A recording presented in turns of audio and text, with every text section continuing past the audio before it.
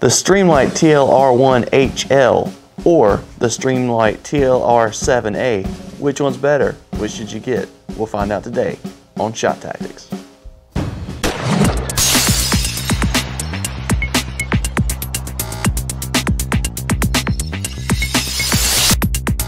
Alright, welcome to Shot Tactics today, folks. We're going to be checking out two of my favorite lights, the TLR1HL and the TLR7A, both made by Streamlight.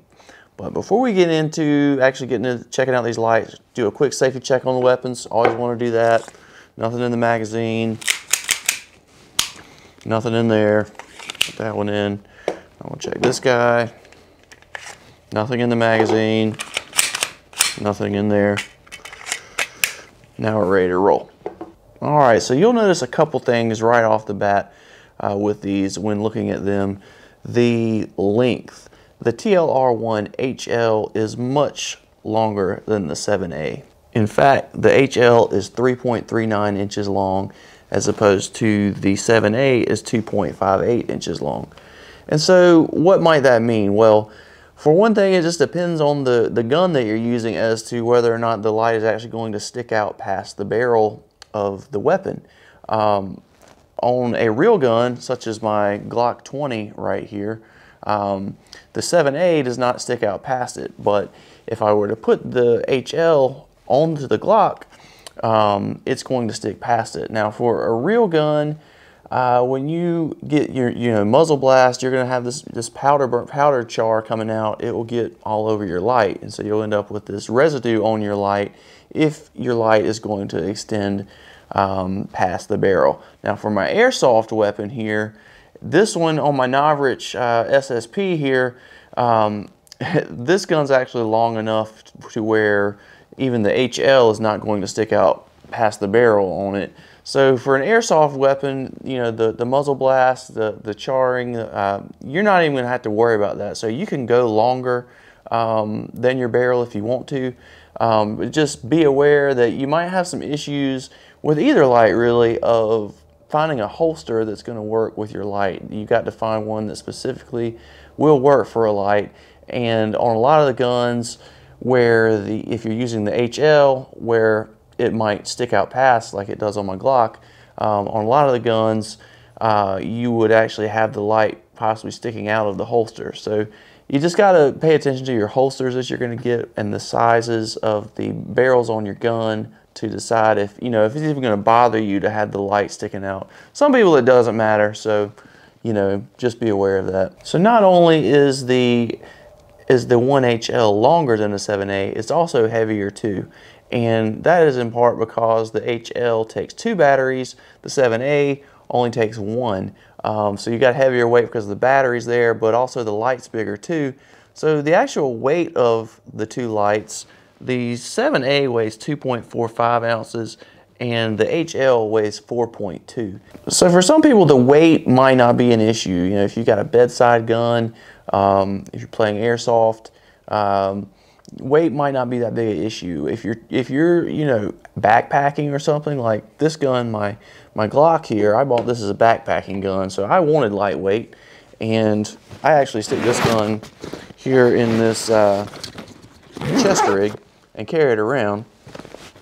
And it's just I wanted something lightweight so that I wouldn't have that problem. So this, for me, for this specific gun, for this specific rig, I prefer the 7A, but for a bedside gun, you might like the HL a little bit better. Airsoft, you can do pretty much whatever you want, whatever you prefer. So 2 batteries, 1 battery, gotta be a little bit brighter, right? Yeah, absolutely. The HL is 1,000 lumens, the 7A is 500 lumens. You can definitely tell a difference in the brightness, but I want to show you firsthand how that goes. I did some shining it around in the house and some shining it out in the woods just to show you. So let's go check that out. Okay, so here we are in a very dark room, and here is the 7A, and here is the HL. As you can see, the HL is a little bit brighter on the right here. It has a different color to it too, a little bit more solid white versus the 7A is a little bit more pale.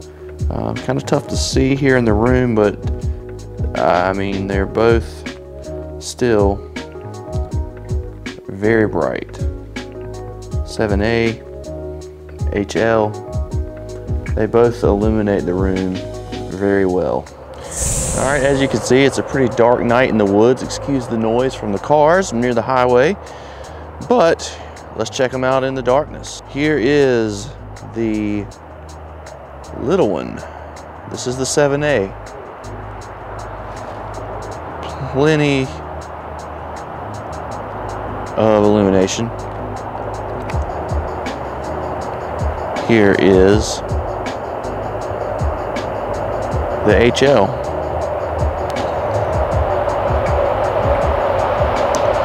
Definitely much brighter. You could see further with this. Hold them next to each other. This is the this is the 7A. Here's the HL. All right, so that was how the lights worked. I hope you can see the brightness a little bit there.